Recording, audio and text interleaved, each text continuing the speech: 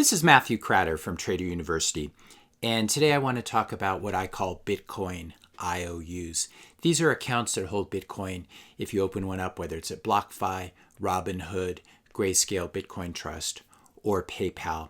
Now, I am not affiliated with any of these companies. I'm not being paid by any of them, but I wanted to do a neutral review and let you know what you're buying if you actually buy Bitcoin through one of these platforms.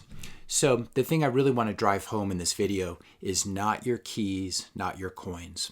Not your keys, not your coins. If you don't hold the private keys to your Bitcoin, you don't really own it. Now, one way to know whether you have real Bitcoin, whether you actually control it, is can you send it anywhere you want at any time of the day? If you have regular Bitcoin, real Bitcoin, and you control the private keys, you control where and when to send it. If you have an account with BlockFi, for example, you might have to wait 24 hours to withdraw it. If you have an account with any of these, especially a company like PayPal, which is well known for freezing accounts, if someone can freeze your account, you don't really own the real Bitcoin. The way you know you own Bitcoin is you control the private key, or you have a hardware wallet that holds the private key. At the end of this video, I'm going to talk about exactly how to do this, but I want to briefly review these services first. So BlockFi, Robinhood, GBTC, which is the ticker for Grayscale Bitcoin Trust, and PayPal are what I call Bitcoin IOUs, or paper Bitcoin. If you own Bitcoin in one of these platforms, you are basically dependent on the goodwill of that platform to pay you when you want to be paid. Whereas Bitcoin itself is what's called a bearer asset. It's like a bar of gold. If you have a bar of gold in your hand, there's no counterparty risk. There's no chance of the transaction being reversed, for example, which can always happen, obviously, with a credit card transaction or even something in your checking or savings account. Money can just magically disappear or magically reappear, and the burden of proof can often be on you.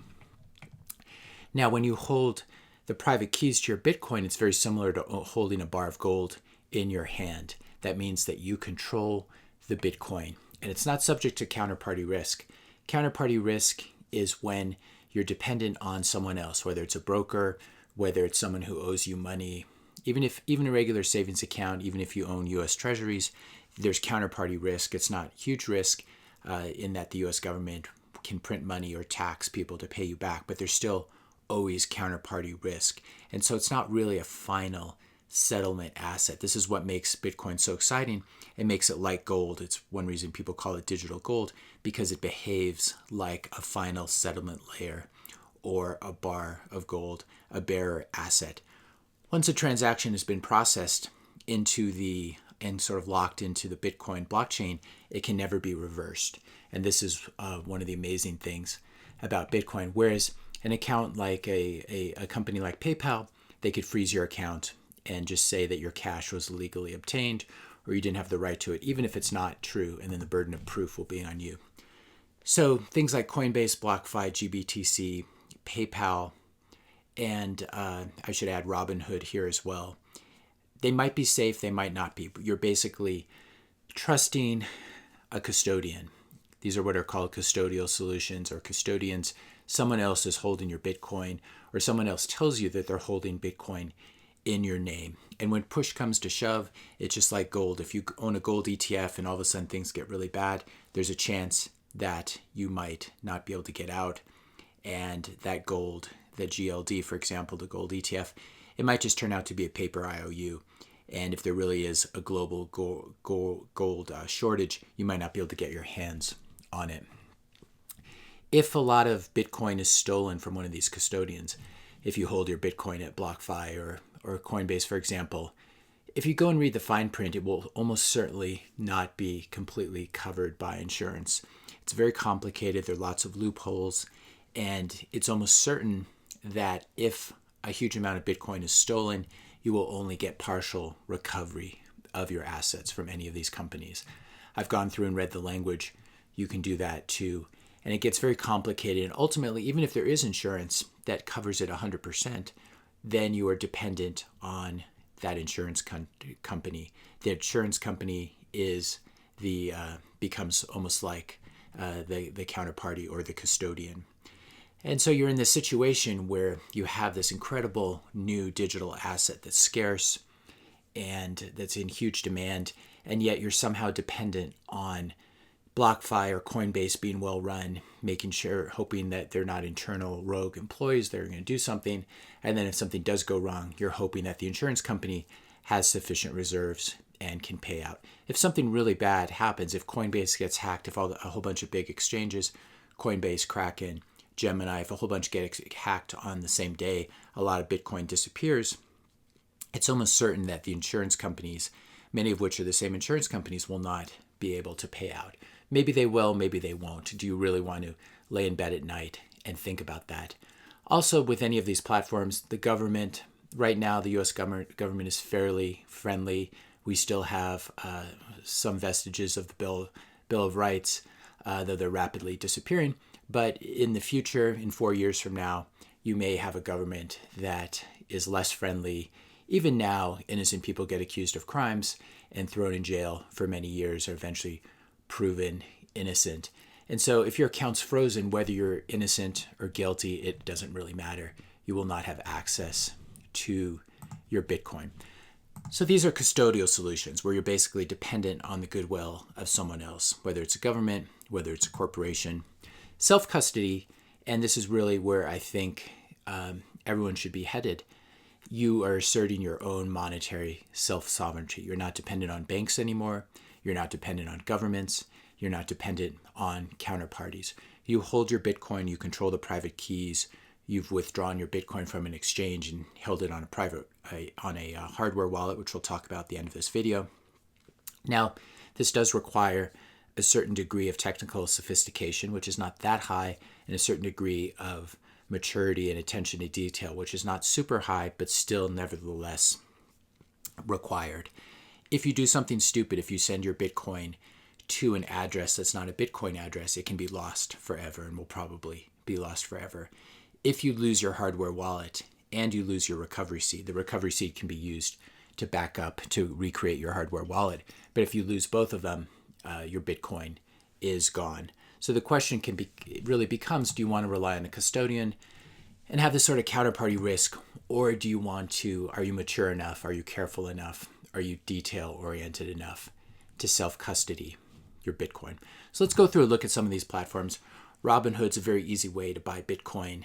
You can just move some cash in there, and you can instantly buy it. You pay sort of a spread where the prices they quote you are a little bit away from the real Bitcoin market, and that's how they make money without you paying a fee. But it still seems to trade fairly close to the price of Bitcoin, so the fees are still fairly low. You can click here and read the crypto risk disclosure. Basically, Robinhood does not currently allow you to withdraw the Bitcoin and hold it on a hardware wallet.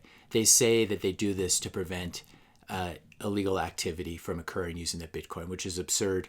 Anyone can withdraw their US dollars from Robinhood and use that to do something illegal. So this is very, very silly. This is an excuse that I don't like. They say that in the future, they plan to allow you to withdraw your Bitcoin in the future. Maybe they will, maybe they won't. But this is a typical custodial solution where they can freeze your account. And you may run into a situation too where we don't really know if they have enough Bitcoin to back up what they say they do. So if you own 10 Bitcoin in a Robinhood account, maybe they only have it reserved and backed by 8 Bitcoin. If Bitcoin melts up, the company could be in a little bit of trouble. So this is the problem with Bitcoin IOUs, like Robinhood. A lot of people have been asking me about BlockFi as well. I promised to cover it.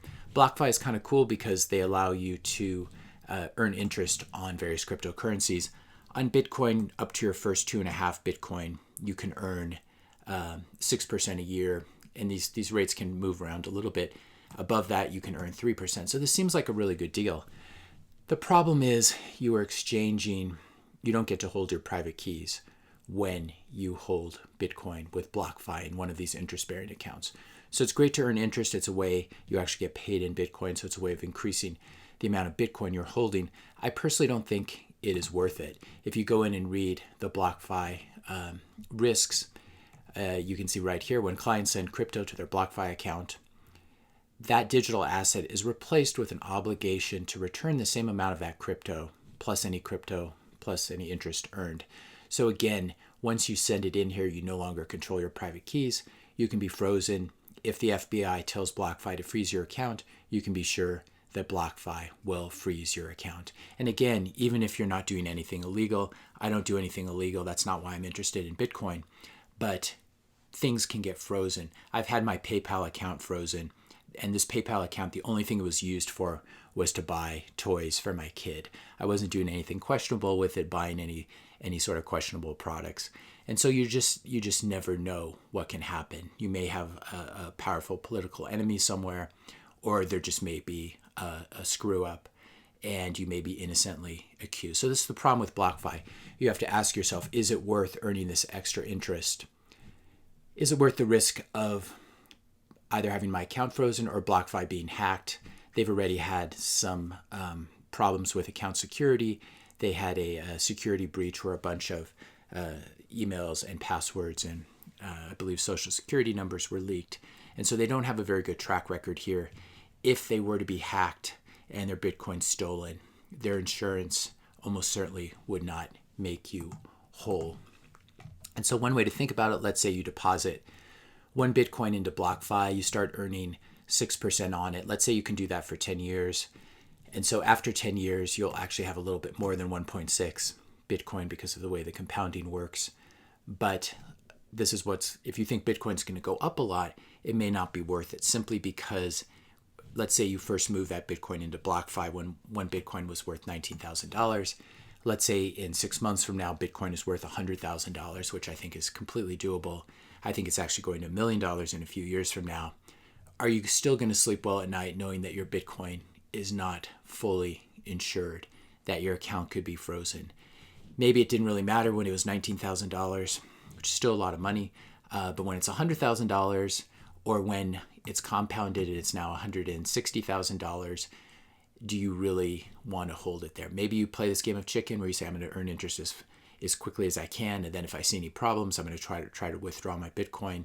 You can withdraw your Bitcoin from BlockFi, but if there's ever a big problem, if there's ever a big hack, they will freeze all withdrawals.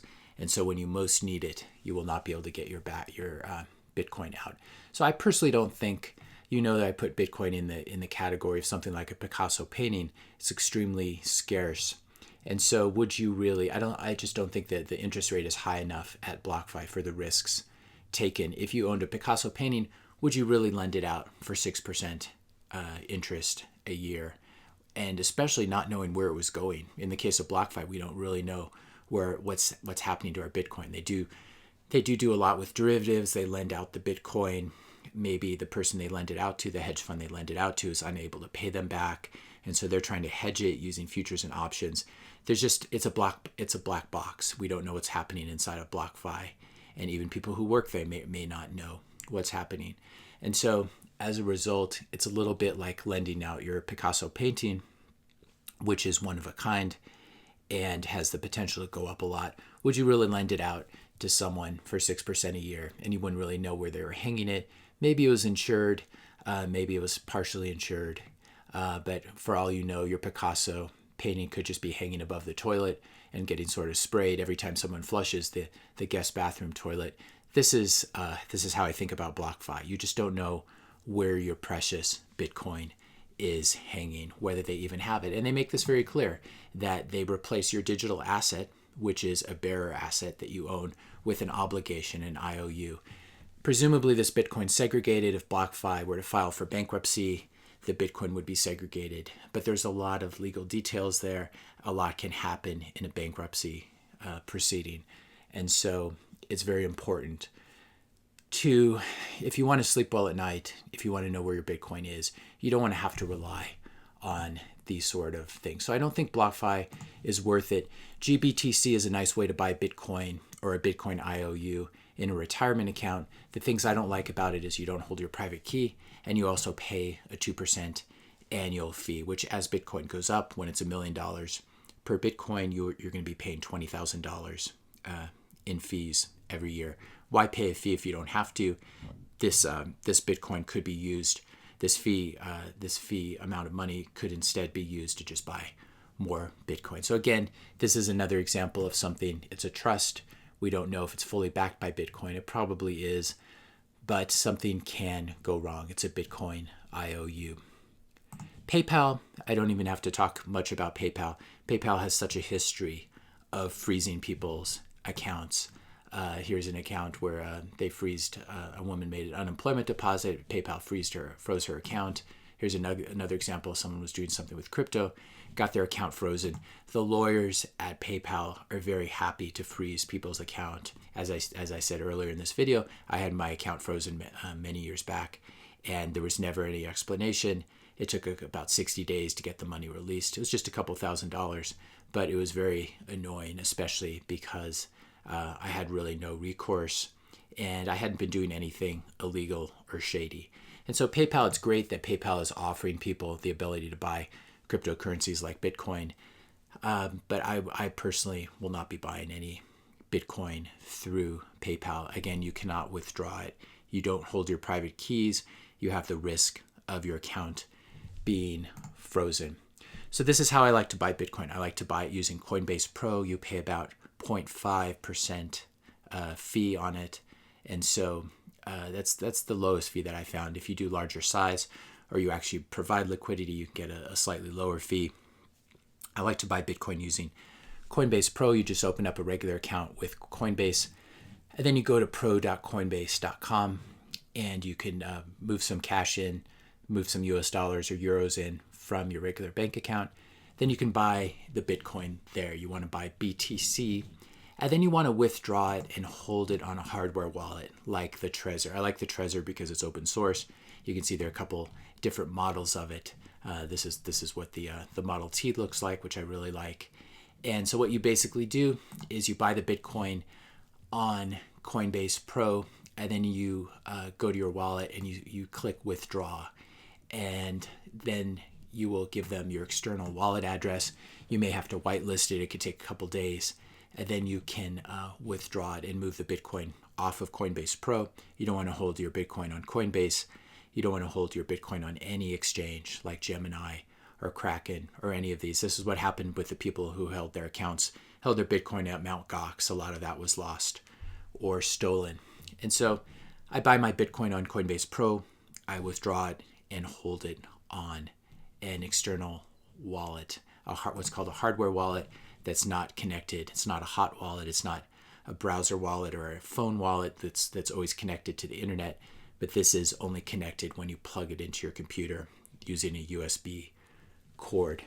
This is the safest way, I believe, to hold Bitcoin. We can also talk about some more advanced custody solutions in a later video if you're interested in that, things like multi-sig, which I think is really the ultimate way to hold it. Now, the key with this is you also want to have a backup of your hardware wallet. It's called a recovery seed.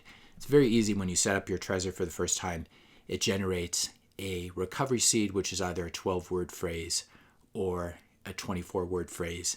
And if your hardware wallet itself is ever stolen or lost, you can recreate it using this recovery seed. If anyone controls or knows these 12 words in the particular order, they will control your Bitcoin. So it's very important to have an idea where you're going to hide your recovery seed. Bitcoin is not actually held on a hardware wallet. The hardware wallet is used to hold your private keys. And when you hold your private keys, you can use them to sign a Bitcoin transaction. Signing a Bitcoin transaction is just when you provide your private key and it enables the transaction to go through. So it enables you to send your Bitcoin to another public address. And the hardware wallet is just a very efficient way, rather than having to memorize this long hexadecimal number, which is what a private key is. You can just hold it on a hardware wallet. And if worse comes to worse, you can actually go anywhere in the world with it. If you know your 12 seed words, you don't even need to bring your hardware wallet. You can walk across a border, you can get on an airplane, and you can take tens of millions of dollars with you. So this is what we're talking about when we talk about true monetary self-sovereignty. And this is the direction that I think most people should eventually move. If you don't own any Bitcoin, maybe you buy a tiny bit on Coinbase and just leave it there, $100 or $200 or whatever's a small amount of money for you, knowing that it might be hacked, it might be lost. but you'll also have a lot of upside. And then as you become more comfortable with Bitcoin, maybe you buy a hardware wallet. These hardware wallets are usually about $100 to $150.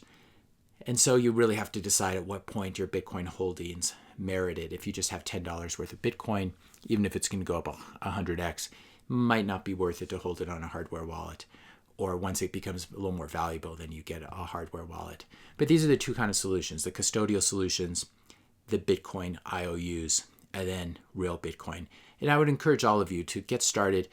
If you're interested in Bitcoin and you think it's a good investment and you've consulted with your financial advisor, maybe buy a little bit, start experimenting, but eventually you want to move in this direction of controlling your private keys, owning real Bitcoin, not being dependent on someone else for a Bitcoin IOU.